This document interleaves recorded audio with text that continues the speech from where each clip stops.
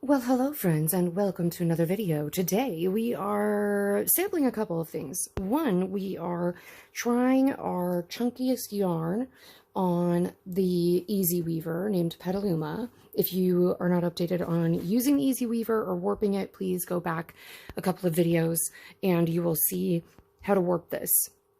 I warped this using the really pretty yarn I dyed myself with pecan hulls. And then this stuff is the Lithuanian yarn that's a little more rustic, but I've realized it's not that rustic because it was much smoother than the stuff that originally came on this yarn as it came from the factory, just for the record. Anyway, we are going to work through these. I had already tied these together because I thought I was going to put them through the Centro. That was a pipe dream. It was not going to tolerate such rustic, weirdly floofy yarn. Anyway, I rejected both of these yarns, which is why we're now weaving with them. I wove myself a little plain weave, I guess a salvage, so that I can make this into like an infinity scarf of some sort, perhaps. That or it'll just be a very short scarf for my husband. But I wanted to make something with the fluffy yarn. I also, if you can notice here, I have warped with every single hole on the entire comb. Every dent, as they call it, is full. So we're getting the absolute maximum width that we can get out of the loom itself. It still fits just fine. I don't know why they're saying that you can only use like up to here on either side, but it's fine. It seems unbothered. And I just pinch here as I pull my weft across so that it doesn't fold under the edges. Seems to be fine. Haven't had an issue yet. If you're a more grabby weaver, maybe it will be an issue for you, but I thought it would be fun. I'm going to do a 3-to-1 warp float because I like seeing the warps sticking out, and I dyed it myself, so I wanted to see more of the warp than not because I dyed the warps. I didn't dye this. But we have some really cool variegateds in this ball, so I figured I would at least film a little bit of each color as it went by, and then I will show you us finishing it. But I'm enjoying so much weaving on this thing, and for the price, I mean, it's great. I'm so happy with it. It's all warped up and ready to ride, so let's get some weaving done on this fine Sunday.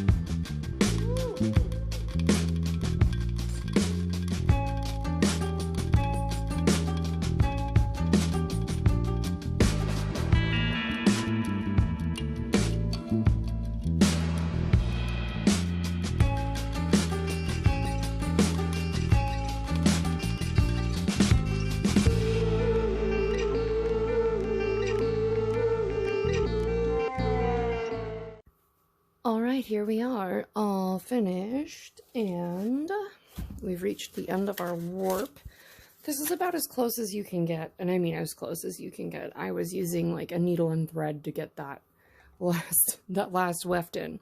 Anyway, you can see we have reached the end here, and I thought it might be fun to look back over it since you got kind of an abbreviated version of the weaving. This held like a dream, which I thought it might because it's very fluffy. Ooh, look how pretty. All right, so there goes our comb. And we'll unhook that so we can all admire the pretty 3-to-1 warp float. This was my favorite out of the whole batch. I did the whole stretch of that. I was not wasting any of that as a warp in another piece. Look how nice that shine is. This is going to be so fun to wash tomorrow when we get up in the morning. I'm really glad I did the warp floats on this. I was thinking, and look at how cool it looks on the back. Because you get, whereas you get weft floats on the back, which is the opposite. So you get more of the Lithuanian yarn on the back and more of the Erica yarn on the front that I dyed with the pecans.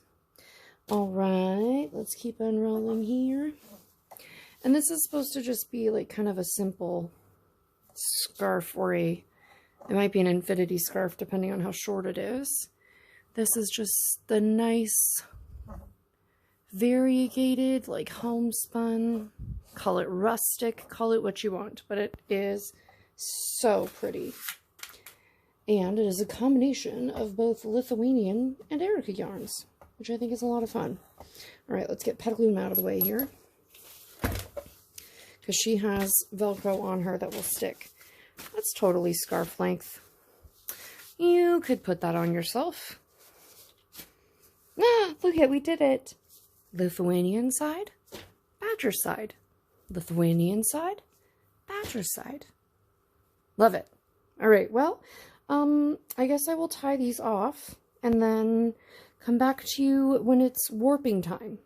Because if I tie these off, I can still trim them, I think. And we can still add more fluff. Anyway, I'm going to tie these off, and then I will be back when I have washed it. And I'm very happy with it. I think it's very pretty, don't you? I love it. I like the stripe going down the middle. It's the first thing we've intentionally woven that wasn't just for the practice, where we were trying to do our best with the yarns we had.